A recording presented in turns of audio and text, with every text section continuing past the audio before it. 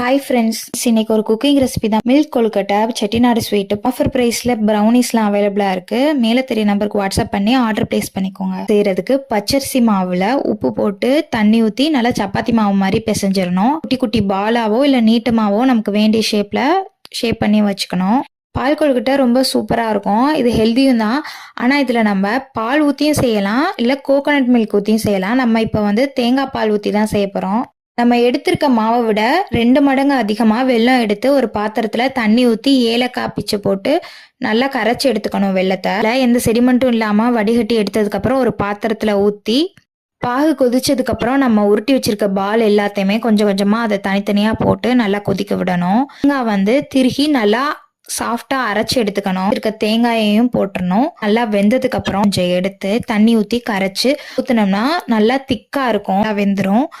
சூப்பரான பால் கொழுக்கட்டை ரெடி ஆயிரும்.